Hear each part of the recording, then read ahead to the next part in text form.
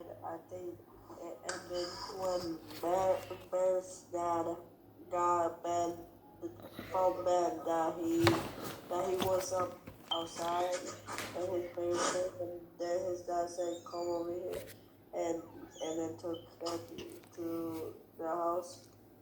Very good. Very good. You get a point for that.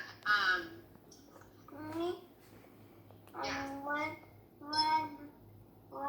Ben was calling Toby, Yes, that's right. he called Toby. That's right. So the chapter ended with, His mom getting mad at him calling him. well, Ben called Toby at the very end of the, or actually, I think maybe Toby called Ben at the very end of the chapter. Yeah. So when we first started reading, and here's my summary, right? My sentence for the beginning, my sentence for the middle, my sentence for the end. What we first started reading yesterday was when Ben's mom was mad at Ben and Agatha for watching TV, right? So that was the first part of it. Then Ben goes outside into the woods, and then his dad finds him and talks to him, right? And after that, the last part is Toby calls Ben, and Ben is missing Arizona because of that. So there we go. In 3 sentences, we've summarized the chapter, right? Now we're going to see what happens with Ben today. So I'm actually going to, hopefully you guys, everything loaded? Did everything load for you guys? Mine's loaded. Okay. If it did not load yet, I am going to turn on my camera and the book, and you can read along with me. So now I'm turning it on. Okay. Oops. Okay. So we're on, whoops, not on chapter 2. We're on chapter 4. We're moving right along. And today we are continuing to talk about visualizing as we read. Okay, we are using the words the author uses in our head. Okay, who is this talking? Do you have a question? Okay. So, and actually, you know what? Before I get to the chapter, I forgot. I want to kind of. Can you please mute yourself? So I'm going to actually share my screen with you. So you guys are going to come back into the Google Meet so you can see my screen, because I want to show you what you're going to do today with the book as I read.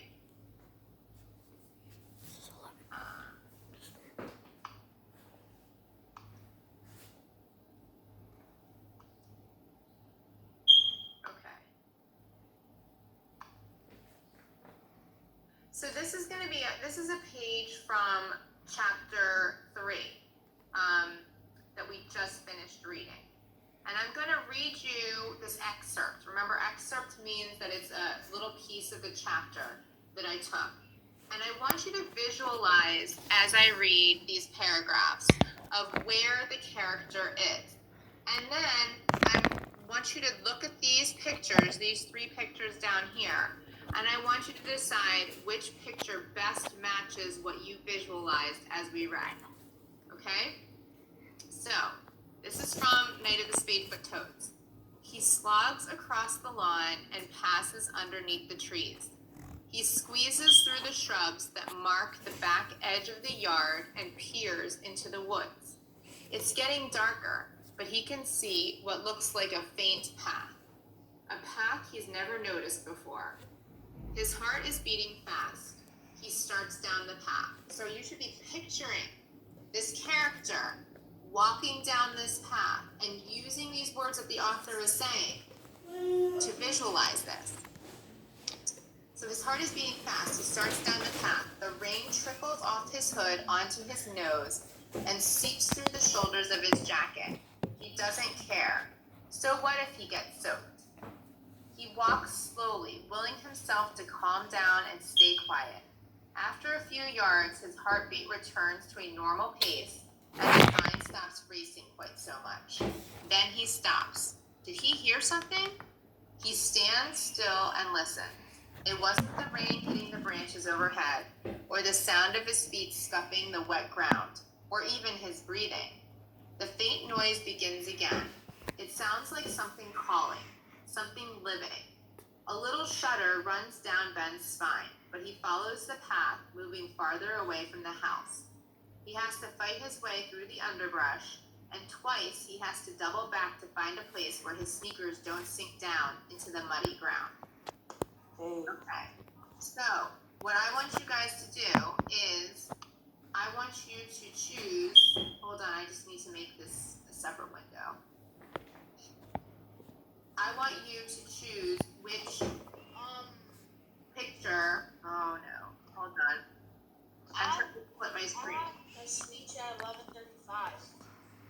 Okay, that is almost an hour away, Chris, so don't worry about it, please. Okay.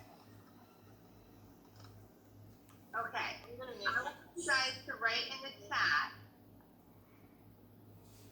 which picture, the letter of the picture, that you think best matches what you should have been visualizing at that point while I was reading this. So let me just find the picture. Hold on. Whoops, that's not it. That's not it. Can you guys see my screen?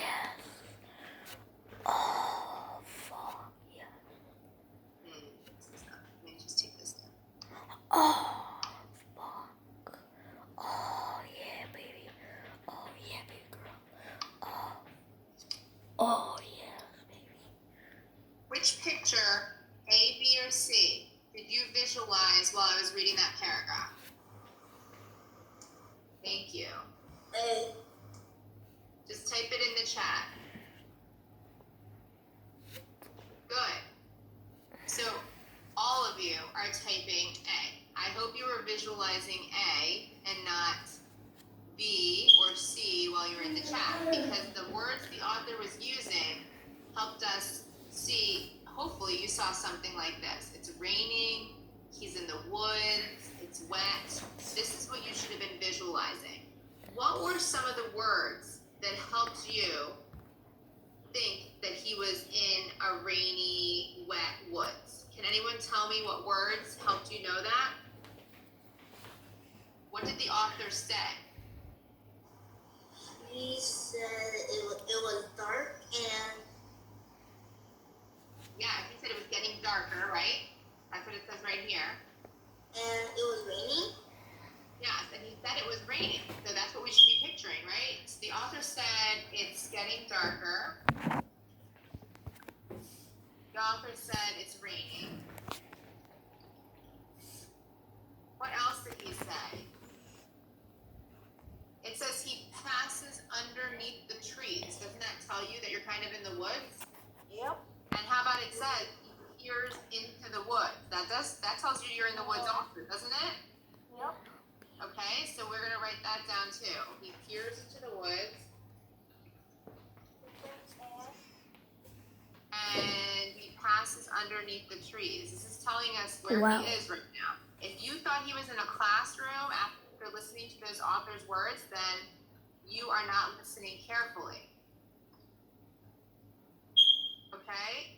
We also know that the author doesn't necessarily have to say it's raining. When it says here, the rain trickles off his hood and seeps through the shoulders of his jacket, it's like we know that he's soaking wet.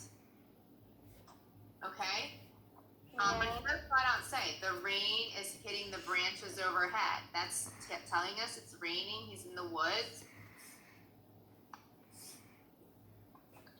The rain trickles down branches. Okay? So all of this is telling me that I should be visualizing this picture.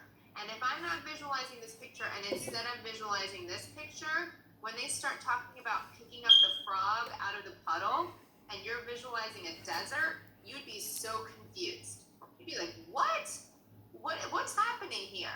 So that's why that visualization and paying attention to the author's words is so important when you read. Otherwise, you're going to be frustrated and confused.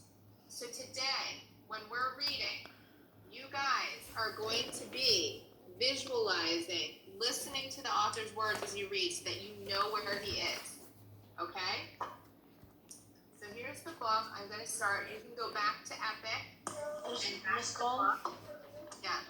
I read half of chapter 4 yesterday.